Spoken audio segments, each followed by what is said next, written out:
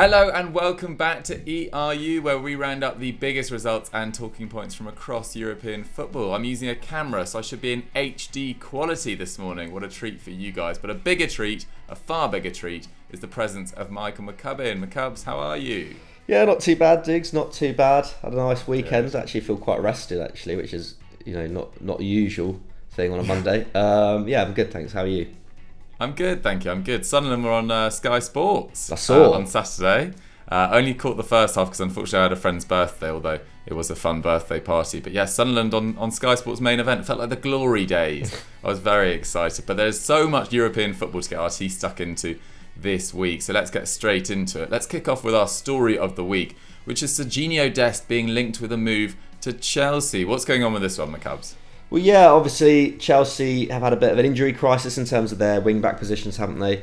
Over the last month or so, Chilwell and Reece James have kind of forced them into the market in January. Obviously, Luca Dean was very strongly linked. It looks like he might be going to Aston Villa now. But on the right-hand side, they're being increasingly linked with Barcelona's Sergino Dest. This is at least according to El Nacional. Yeah, it's been clear for a while now, hasn't it, that Sergino Dest's place at Barcelona is not the most secure. He hasn't had a great season, let's be honest. Hasn't been able to hold down that spot consistently. Was moved into the forward line for a bit as well, and has struggled a bit there as well. But on top of this, obviously Barcelona are in this kind of state where they're constantly having to kind of offload players if they want to bring players in and register them, and this is the case with Ferran Torres, who clearly is a big priority for Xavi, having spent so much money on him. He was his top target, and yeah, until they lower their wage bill, he can't be registered. Ben Chilwell is obviously out for the season. Reece James is out with a hamstring injury, so bringing in a player who can cover both sides, as Dest can, would obviously be quite a smart idea for them. But from what you've seen of Dest, do you think he can slot into this Chelsea side seamlessly? Maybe. I mean, as you say, it's been a pretty mixed time for him at Barcelona across his year and a half there. Yeah, as you say, been used in the forward line this year. Not a natural finisher, Sergino Dest, as it turns out. Some of his goal attempts were not the prettiest. I remember particularly, was it in El Clasico, he missed a golden chance as well. But yeah, can cover on that left-hand side and is still so young and does have a lot of raw ability. I hadn't played that much football, or European football at least, or top-level football before moving to Barcelona. I think it was just a season of regular football at Ajax, so still a little bit raw, and his record at Barcelona has been a little bit mixed. 2 goals and just 4 assists in 52 La Liga games. But if you look at his underlying numbers, they seem to suggest there is a real player there. This season he's averaging 2 tackles and interceptions, 1.6 key passes and 2.8 dribbles per 90, which is pretty promising.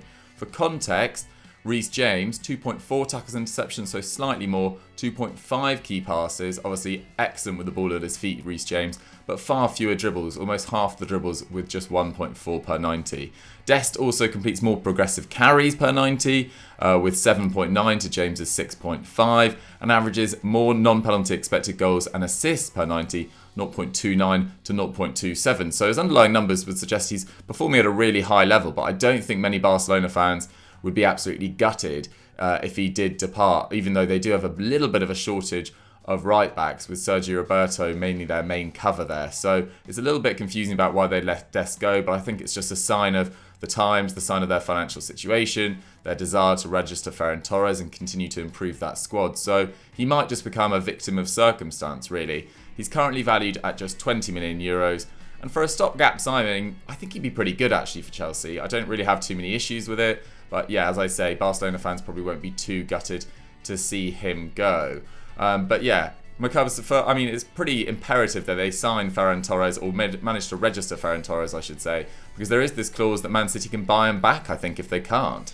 Yeah, I mean, and I think just to not be able to register someone that you've put that much money into is just a bit of a disaster in a January window, isn't it? If Xavi's trying to kind of implement himself on the club, I think getting your top target through is really important. But yeah, I kind of agree. When you look at those underlying numbers, it feels like Dest could be a really, really good signing for Chelsea. I think part of the reason why he probably has struggled at Barca is that the systems that have been in place haven't necessarily been to his advantage. At Chelsea, you're entering a side where, you know, those wing-back positions are super important, and we've seen Chilwell and Reece James both take a real step up in the last 6 months, and I think that's testament to Thomas Tuchel and what he's doing there. So, I think, you know, potentially we could see a player like Dest with his ability explode at a club like Chelsea. I think this would be a really good signing for them. Yeah, absolutely, especially with the quality of centre-backs inside him, at least until they sign those new deals or depart the club in the case of Rudiger and potentially Christensen as well. But yeah, learning just outside Azpilicueta doesn't really get much better for Sergino Dest. But Barcelona fans, would you be happy to see Dest leave? And if so, what price would you be willing to accept from Chelsea? Let us know in the comments down below, and let's move on to our result of the week. Our result of the week comes from @Josh1127_ this week. And it is Bayern 1, Mönchengladbach 2, Doogie. We got this horribly wrong on Continental Club, didn't we? We did. We didn't quite predict the amount of COVID chaos that would be in the Bayern Munich lineup, and maybe thought they'd be able to start the year on a stronger footing. But we're actually spoilt for choice in terms of result of the week this week, I should say. Sorry. Dortmund came back from 2 goals down to win 3-2 with 3 goals after the 70th minute mark to beat Eintracht Frankfurt 3-2. Sassuolo beat Empoli 5-2. Atalanta thrashed Udinese 6-2. And of course Juve came back from 3-1 down to beat Roma 4-3 in a game that Mourinho later said was a psychological collapse from his side. I think he's now conceded 3 or more goals in 9 of his last 35 league games in charge of Roma and Spurs. So really not getting those defensive solidity that he's known for, really. But in terms of importance for the title race, we could only really talk about Bayern's 2-1 defeat to Gladbach on Friday night.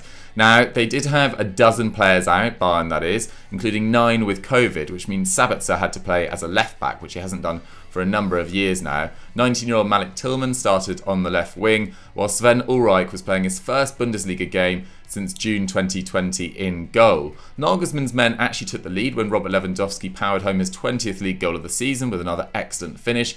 That's the 10th time in the last 11 seasons that the Pole has hit that mark, and considering it's the start of January, that is just absolutely ridiculous. His goal now ensures Bayern have scored in 65 consecutive league games, equaling the record they set in 2014. But, you know, a little bit of defensive weakness, which we have seen from Bayern over the last 18 months, came back to bite them. Florian Neuhaus volleyed in an equaliser, and Stefan Leiner's headed goal ensured Gladbach beat Bayern for the 6th time in the last 11 meetings. We did say on Continental Club, we did get the predictions wrong, but we did say Gladbach have a little bit of a hoodoo over Bayern. And Jan Sommer in goal as well. Always the scourge of many Bayern forwards, and he had an excellent game. Lewandowski also hit the post on a few occasions. They were pretty unlucky. But this was their 2nd victory over Bayern this season, which is a pretty remarkable tally, having also thrashed them 5-0 in the DFB Pokal. But with both goals, you kind of feel like maybe this is a little bit harsh, that Sven Ulreich could have maybe done a little bit better. Maybe Manuel Neuer, if he's in peak form, would have stopped. Particularly Neuhaus's goal, which went under Ulreich's foot, was a little bit weak. And then his positioning, he took 1 step to the left for Leiner's header, and couldn't palm it out of the goal. Despite getting a heavy touch to the ball. So that was a little bit unfortunate. But McCubs, this kind of came out of nowhere, given Gladbach's form. Yeah, I think, I kind of agree with you, Dukes. I think Ulreich definitely could have done a bit better for the second. I think the positioning, taking that step to the left was a bit of a mistake. I think for the first goal, Sabitzer just doesn't get out to stop the cross at all. Definitely shows that he's not a natural left back, does he? Despite his kind of versatility in general. We really didn't see this coming. I still saw a comfortable Bayern victory, and I think Mönchengladbach's form before Christmas was terrible, but I actually think that they were really good in this game. They hadn't won any of their last 5 games. They drew only 1 of those. They'd conceded 18 goals in that time. I think it was something like they've conceded 4 or more in 4 or 5 different Bundesliga games this term, and that run included a 4-1 defeat to Köln, a 6-0 loss to Freiburg, another further 4 goals conceded against Leipzig. So, yeah, they really came into this game in bad form, but clearly the Christmas break did them a lot of good, because I think they deserved this victory. They fired off 10 shots and got 4 on target. Bayern, particularly in the second half, were more dominant and finished with 18 shots and 7 on target. But they created the better chances. XG had it at 1.5 to 1.4 in Gladbach's favour. I think they probably could have had about 4 goals before half time. There was a real flurry of chances between the 40 and 45th minute. And they were also pressing Bayern really high as well, which is great to see. So this result lifts Hütter's side up to 11th. Dortmund's comeback saw Bayern's lead drop to 6 points with 16 games to go. So suddenly Gladbach could look a little bit safer, and Bayern once again seems to be getting clawed back a bit. I think, we could have probably all say that we still have them odds on to win the title, but it's great to see. It's great to see a Dortmund side which have had their own problems a lot this season still be in the title race, because otherwise there's no real other challengers, are there? Key performers on the night: 20-year-old midfielder Kouadio Kone was brilliant. He really needs a shout out coming to the side recently, hasn't he?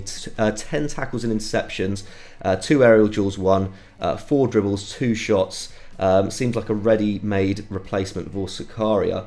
Man of the match, though, probably Matthias Ginter. 7 tackles, 5 interceptions, 9 clearances, 3 aerial duels. Was an absolute rock at the back, showing the form that makes him Inter Milan's top target for the summer when he becomes a free agent. I thought Brill and Bolo looked really bright at points as well. It was great to see him back on form after what has been quite a tough 12 months for him. Next up for Bayern, they travel to Köln next weekend. They are currently 7th.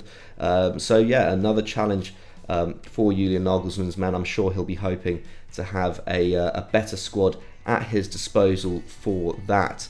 Bayern fans, Mönchengladbach fans, Bundesliga fans, let us know what you think of how the season is unfolding and what you made of that Bayern performance. Let's move on to our Star of the Week. Okay, it's time for Star of the Week, everyone's favourite section of ERU. And this week we've gone for Karim Benzema at the suggestion of @Stay Matthews McCurbs. We could have gone for a few players this week. Bastoni got a goal and assist against Lazio. Luis Muriel, 2 goals against Udinese. But Karim Benzema, has arguably been the outstanding number 9 in Europe this season after Lewandowski. Almost certainly, actually. Once again, at the double, helped Real Madrid to a very comfortable 4-1 victory over Valencia, one of which an excellent turn and finish from a Ferland Mendy cutback. He had a very good all-round game. 1 aerial duel, 2 dribbles, 2 key passes, 4 shots, 2 goals. That's pretty normal for him at this point, isn't it? But like I said, Lewandowski, the only real striker ahead of him in Europe right now. He's the only one who has scored more than his 17 league goals in Europe's top 5 leagues so far this term. And it was a really important display as well, wasn't it? Because Real Madrid were obviously coming back from that 1-0 defeat to Getafe last weekend. Dukes, what did you make of it? I thought it was a pretty confident display. I think lots of people in the response to our tweet were saying Vinicius Jr. was the real star of the show, and he definitely was, but it was a real occasion for the Frenchman. He went past 300 goals for the club. He becomes just the 4th player in Real Madrid history, which, considering they are historically probably the biggest club in Europe, is a really special achievement. Ronaldo, Raul and Di Stefano were the only players to have scored more for Los Blancos, and it was a very solid display from Ancelotti's side on the back of that shock 1-0 defeat to Getafe, as McCubbs said. They had 67% possession, they had 23 shots with 8 on target to Valencia's 12 and 7. They racked up 4.1 XG, which is incredibly rare.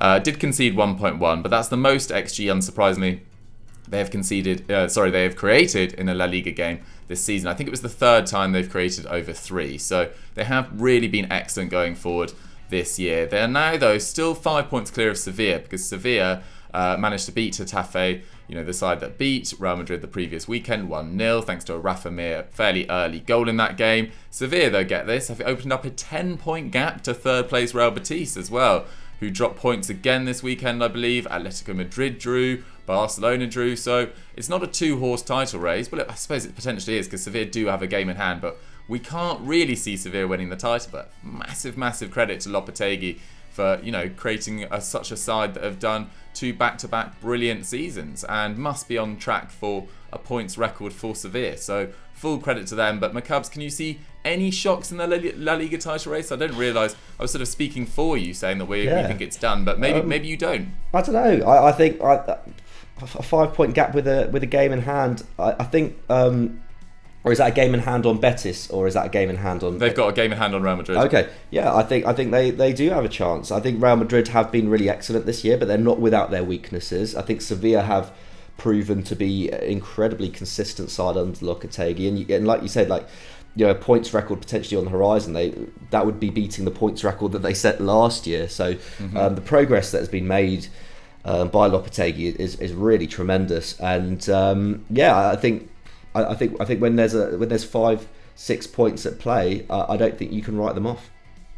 Okay, there we have it. Macubs say La Liga title race is not done and dusted, guys. Get your thoughts about that in the comments down below. And that's all we've got time for ERU for this week. Hope you guys enjoyed the show. Macubs, if they want to stay in the Football Daily sphere and watch more of our content, what would you recommend? Stay on EFD actually. We put out an Explained yesterday on the African Super League, which is something that not even I really knew much about before researching it, and a lot of people still don't know a lot about. So go and check that out. That was a really interesting one to write, and Danny did a really good job on the edit. Lovely. As usual, Macub's script, Danny edit, peachy. Guys, have a great week. We'll catch you later on in the week, and look after yourselves. Bye.